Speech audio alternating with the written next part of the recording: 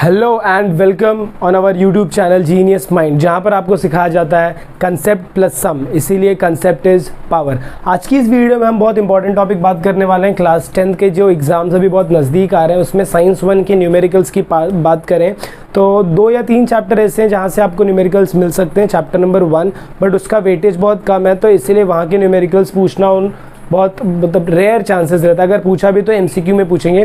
Chapter number 4 जो कि important chapter हो जाता है आपके न्यूमेरिकल पॉइंट ऑफ व्यू से, चैप्टर नंबर 6, चैप्टर नंबर 7। तो आपको इस चैनल पर इससे रिलेटेड पूरे चैप्टर के जितने भी न्यूमेरिकल्स हैं सब आपको प्रॉपरली कंसेप्चुअल तरीके से प्रॉपरली आपको सिखाया जाएगा।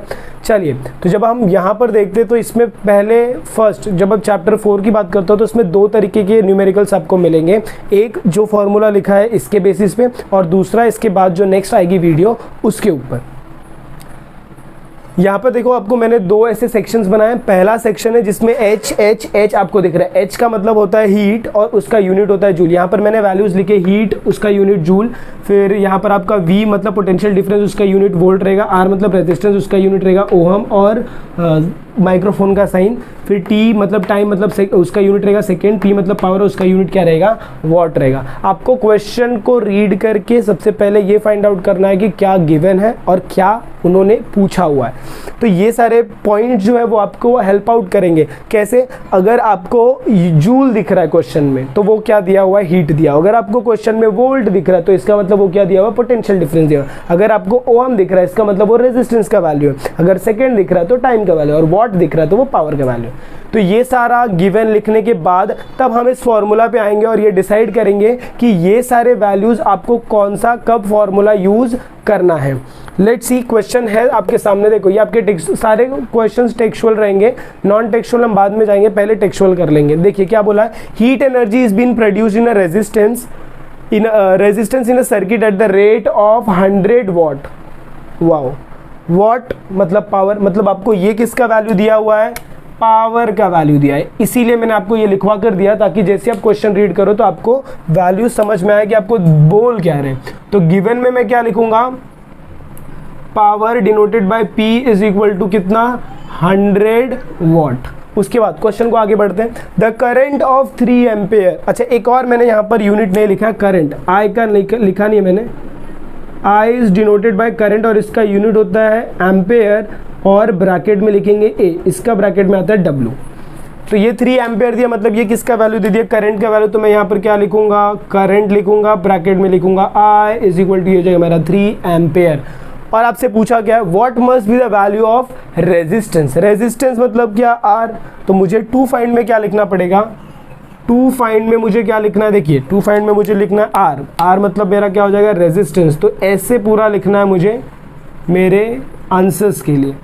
फॉर्मूला सबसे मेन पार्ट, आपको ये 6 का 6 फॉर्मूला याद रखना। याद रखने की ज़रूरत नहीं, इसके रिलेशंस होते। देखिए ये क्या है, एक फॉर्मूला आप याद रखोगे तो इससे आपको रिलेट करके सारा फॉर्मूला याद रहेगा। ये मेरा क्या है, H is equal to I square R T है। आपको V is equal to I R का फॉर्मूला पता है, बस इसी को इसमें अप्लाई करते हुए जाना है। देखिए इसके बाद क्या बोला है, H सेकेंड फॉर्मूला मेरा कैसे आता है, आई स्क्वायर आर टी है। मैं इसे ऐसे लिख सकता हूँ, आई आर आर टी। अगर मैं इसे आई आर आर टी लिखता हूँ तो यहाँ पर मैं क्या सब्स्टिट्यूट करूँगा, या फिर आई था ना, तो आई का वैल्यू अगर मैं यहाँ से निकालूँ तो ये V बाय आर हो जाएगा। तो यहाँ पर मैं क्या रखूँगा, V upon R, square into R into T. तो ये स्क्वायर कैंसिल हो जाएगा, तो आपका फॉर्मूला होता है V square upon R into T, that is your second formula.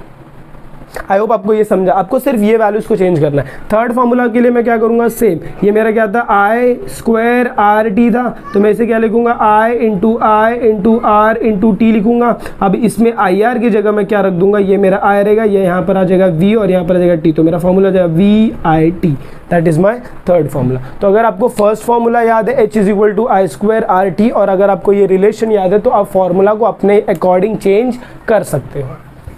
अगर मैं पावर की बात करूं तो पावर का फॉर्मूला भी इसी से रिलेटेड है। कैसे रिलेटेड है, देखिए फर्स्ट फॉर्मूला आपको क्या है, H is equal to I square R T. तो यहाँ पर आपको याद रखना है P is equal to I square R, वहाँ पर टी नहीं आएगा।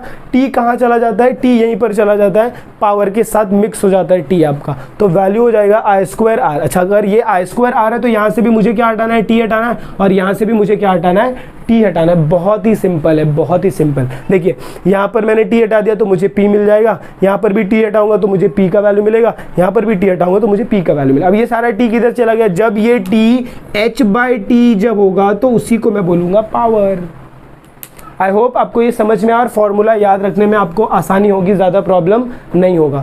Let's move. तो यहाँ पर अभी मेरे को फॉर्मूला तो पता चल गया भाई, इसके बाद मुझे क्या करना है, अप्लाई करना है। कैसे अप्लाई करूँगा, according to my given condition. Given condition में क्या कौन सा वैल्यू दिया, पी दिया, आई दिया, आर दिया। तो अब मुझे ऐसा फॉर्मूला देखना है जिसमें मुझे तीनों वैल्यू मिले। पी का है तो मैं पावर में चेकआउट करूँगा, पावर में चेकआउट करूँगा तो पी भी चाहिए, आई भी चाहिए, आर भी चाहिए। तो मेरा फर्स्ट फॉर्मूला, तो फर्स्ट फॉर्मूला मेरा क्या होगा, P is equal to I square R. चलिए अब इसका सोल्यूशन बहुत सिंपल है, आपको वैल्यूज़ को सब्स्टिट्यूट करके कैलकुलेट करके आंसर लाना है। लेकिन उससे पहले एक चीज़ चेकआउट करने का कि सारा जो आपको वैल्यूज़ दिया उसका यूनिट प्रॉपर है कि नहीं। जैसे पावर का यूनिट बोलोगे तो वॉट होना चाहिए, करंट का यूनिट एम्पेयर होना चाहिए, रेजिस्टेंस का तो दिया नहीं, तो ये दोनों का यूनिट बराबर है। कभी कभार आपको यूनिट में चेंजेस देंगे तो आपको वो चेंजेस करना पड़ता है। Let's move. सोल्यूशन करूँगा तो बाय दी फॉर्मूला मैंने क्या लिखा है, P is equal to I square R. By the formula P is equal to I square R. P का वैल्यू आपको कितना दिया, 100, तो I will keep 100 over here. I square का वैल्यू कितना दिया है, 3, तो यहाँ पर 3 आ जाएगा, उसका होल स्क्वायर इंटू ये मेरा वैल्यू हो जाएगा R। अब ये 3 को मैं नीचे लूँगा तो मेरा वैल्यू होगा 100/9 is equal to my R का वैल्यू। चुपचाप मुझे क्या करना है, 100 को डिवाइड करना है किससे, 9 से। तो 9 11 जा 99 हो जाएगा, फिर यहाँ पर 1 बचेगा, डॉट 0, फिर 9 1 जा 9, तो मेरा वैल्यू कितना आएगा, 11.1 ohm is equal to my resistance. या तो आप इसे ऐसे लिख सकते हो, या तो आप इसे ऐसे लिख सकते हो, resistance is equal to 11.1 ohm, दोनों चलेगा। बट आपको मेक श्योर ये करना है कि आप अगर कुछ लिख रहे हो तो उसके साथ आपका यूनिट आना बहुत ज़रूरी होता है। और एक बात अगर बता दूं, अगर आप यहाँ पर 11.1 नहीं लिखते, सिर्फ 11 लिखते तो भी चलेगा। क्यों ऐसा करते हैं, क्योंकि जब भी आप ये वैल्यू देखते हो तो ये वैल्यू अगर 5 से बड़ा है तो आप चेंजेस करते हो, अगर 5 से नहीं बड़ा है तो आप उसे लैप्स कर दोगे तो भी चलेगा। लेकिन अगर आप एग्जाम में हो तो डेसिमल के वैल्यूज़ भी आप प्रॉपरली लिखो। आई होप आपको ये कंसेप्ट समझ में आया। अगर समझ में आया तो प्लीज़ वीडियो को लाइक, शेयर, और चैनल पर नए हैं तो चैनल को सब्सक्राइब करें और वेट करें इसके आगे आने वाली वीडियो के लिए, क्योंकि अब इसमें मैं ये फॉर्मूलाज तो मैंने बता दिए, अब इसके बेसिस पे खाली मुझे सम्स करवाने हैं। तो हर एक टाइप के सम हम लोग सॉल्व करेंगे। तो प्लीज़ तब तक के लिए टेक केयर और हैव अ गुड डे।